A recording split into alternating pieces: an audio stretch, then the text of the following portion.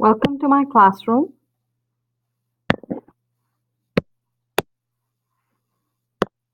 In this video, we are going to talk about the concept of inequalities. So let us write down the concept. I'm going to discuss the basics of inequalities in this video.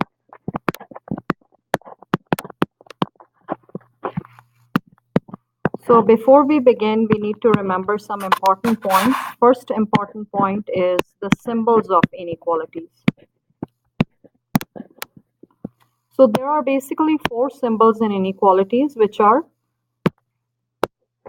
greater than, less than, greater than equal to, less than equal to.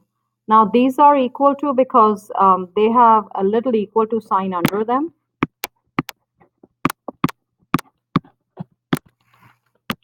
The other point important to remember is that, let us say, I will draw a line, a number line to make you understand it better.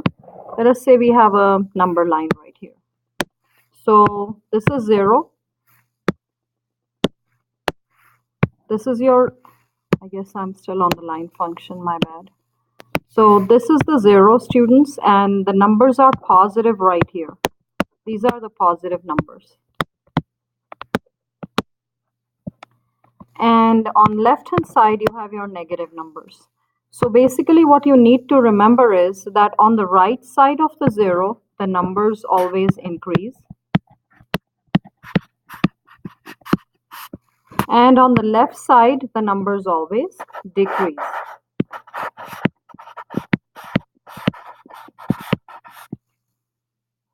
So this was the basic 2 points I felt that you really need before we actually move on to questions or to see how they are being graphed.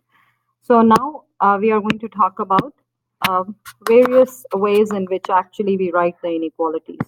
So basically in this basic level of algebra, you will have the inequality as, let us say, x is more than 5.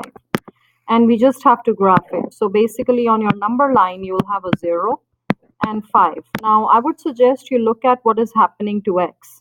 Your x is becoming greater. The mouth of the sign is on the bigger number. So it is always open towards the big number. And then the small number is towards the close side. So x is becoming bigger here. Whereas your 5 is small. So where are our numbers going to be bigger? They are going to be all bigger on the increasing side. X is becoming larger than 5. So where are numbers increasing more than 5 will be on the right hand side. So you'll actually have, so if I take 6, is 6 bigger than 5? 7, yeah, 7 is bigger than 5. 8 is bigger than 5. So all these numbers that are more than 5 are greater than 5. So that is the reason I graph it towards this side. So I would suggest always look at what is happening to x. Is x becoming bigger or smaller than the given number? So you can always compare the number and the x. All right, so on this page, students, I want to give you another important thing that you need to remember, which is the type of circles. So you have to remember with the 4 signs, what type of circles will we have? So always remember, with the signs which do not have an equal to under them, you'll have an open circle. So you see, I don't see a line under them. So they will have an open circle like this. Now the signs which have an equal to sign under them, like here you can see equal to, these signs will have a closed circle, or the circle which is filled with color or pencil shading, whichever works.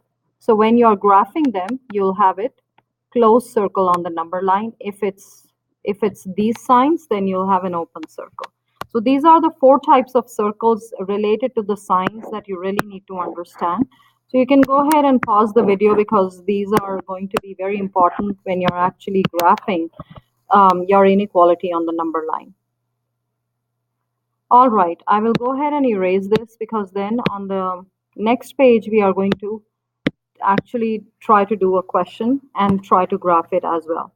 So let us say we have a question, x is more than equal to -3. So we draw a number line. It's a good idea to have your 0 there. That will give you an idea as a balance between negatives and positive. So our number is -3. So I'll take a -3 right here. Now I'll look at what is happening to my x. My x is becoming bigger than -3. Always remember, where are the numbers becoming bigger than -3? They're always becoming bigger on the right hand side of the number line. But now let us take a look at our type of circle as well. So type of circle with this type of sign will be a closed circle. So I'll have a closed circle at -3. And where are the numbers becoming larger? On the right hand side. Let us practice another one because in your worksheets etc. they try to confuse you. By that I mean they will change the placing of this x here, and then you'll have to figure out on your own as to what is happening. So let us say this is your question and you have to graph it. So what is happening to x? X is becoming smaller this time. So no matter what, wherever they put the variable, it's always a good idea to see what's happening to x, rather than looking at the number. So what we do is we look at our x, and basically x is becoming smaller. Smaller than which number? -7.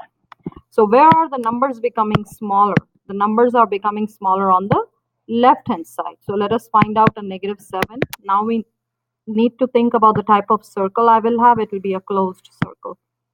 So I'll have a closed circle at -7. And where will the numbers become smaller? The numbers will become smaller on the left hand side of the number line. So my answer for this one is going to be on the left hand side. I'm going to draw an arrow, and you see if I pick -14 from here, -14 is smaller than -7. -7 is greater.